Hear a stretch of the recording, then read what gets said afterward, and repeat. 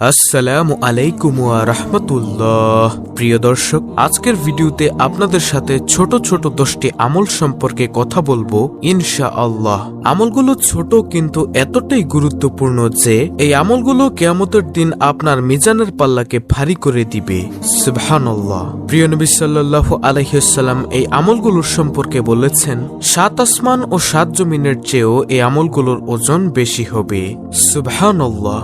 তাহলে চলুন একে একে প্রত্যেকটি আমলের সাথে আপনাদেরকে পরিচয় করিয়ে দেই যে আমলগুলো হাসরে মিজানের পাল্লাকে ভারী করে দিবে। নম্বর 1, সকাল সন্ধ্যায় লা ইলাহা ইল্লাল্লাহ জিকির করা। যে ব্যক্তি সকাল সন্ধ্যায় লা ইলাহা ইল্লাল্লাহ জিকির করবে তার আমলনামার পাল্লা 7 আসমান ও 7 জমিনের চেয়েও ভারী হবে। সুবহানাল্লাহ।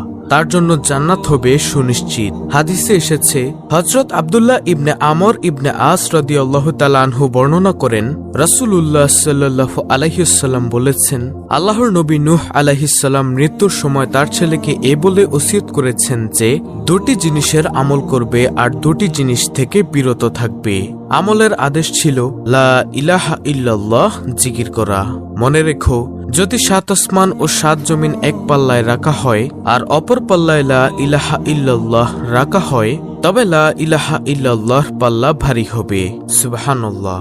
শুধু তাই নয়, তিনি আরো বলেছেন, যদি 7 আসমান ও 7 জমিন একটি অবিচ্ছেদ্য গোলাকার বৃত্ত হতো তাহলে লা ইলাহা ইল্লাল্লাহ ও সুবহানাল্লাহি ওয়া বিহামদিহি সবকিছুকে চূর্ণ বিচূর্ণ করে ফেলতো। আল্লাহু আকবার। ইহা প্রতিটি জিনিসের দোয়া এবং এর মাধ্যমে সৃষ্টিরাজি রুজি পেয়ে থাকে। আর তোমাকে নিষেধ করি শিরক ও অহংকার থেকে। মুসনাদ আহমদ, বুখারী, আদাবুল মুফরাদ। এছাড়াও হযরত আনাস রাদিয়াল্লাহু তাআলা আনহু বর্ণনা করেন, রাসূলুল্লাহ সাল্লাল্লাহু আলাইহি ওয়াসাল্লাম বলেছেন, কিয়ামতের দিন আল্লাহ তাআলা বলবেন, হে মুহাম্মদ সাল্লাল্লাহু আলাইহি ওয়াসাল্লাম, সৃষ্টির মধ্য থেকে আপনার উম্মতের মধ্যকার এমন ব্যক্তিকে জান্নাতে প্রবেশ করান যে ব্যক্তি একদিন হলেও ইখলাসের সঙ্গে সাক্ষ্য দিয়েছে যে আল্লাহ ছাড়া কোনো ইলাহ নাই এবং সে এর উপর মৃত্যুবরণ করেছে।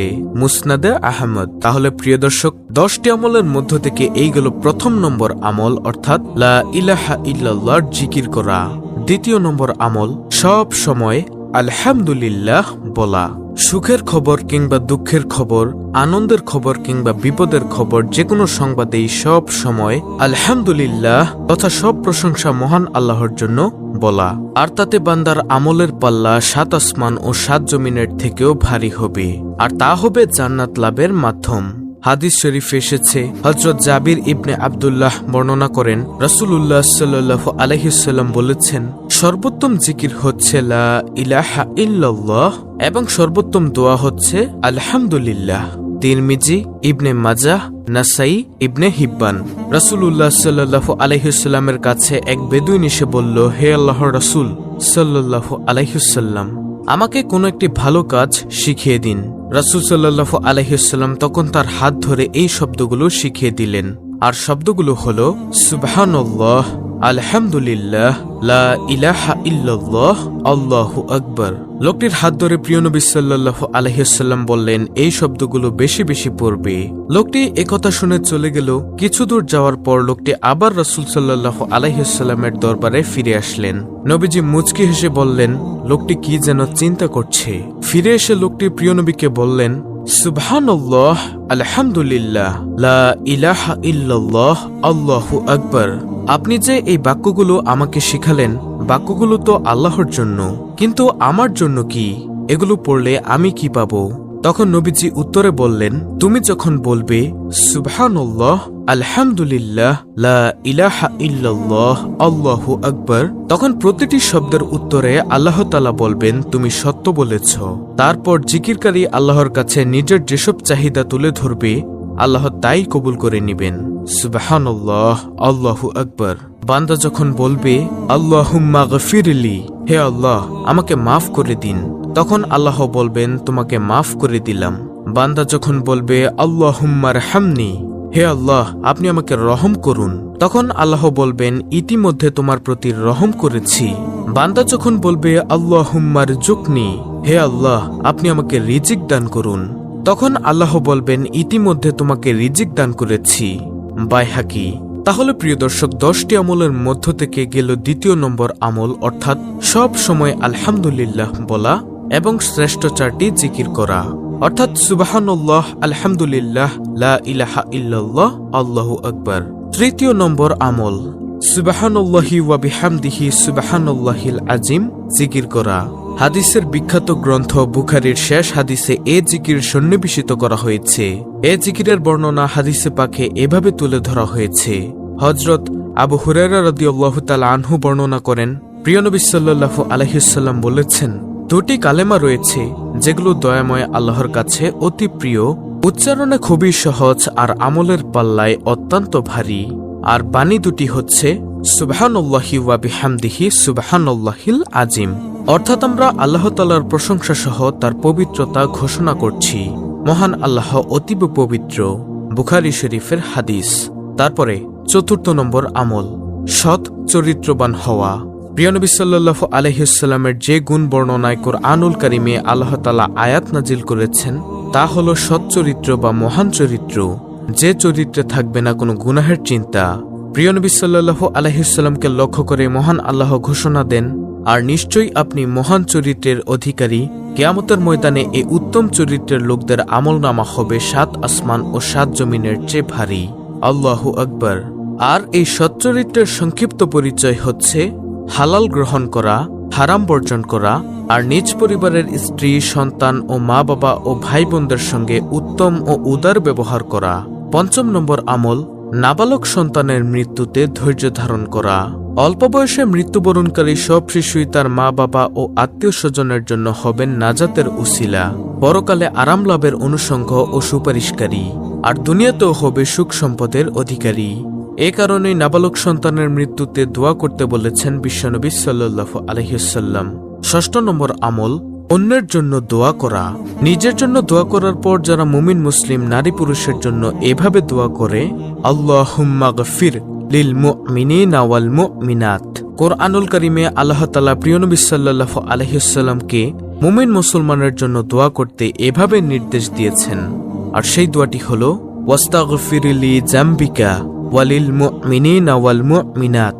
অর্থ, হে রাসূল, আপনি ক্ষমা প্রার্থনা করুন আপনার নিজের জন্য এবং মুমিন পুরুষ ও নারীদের জন্য।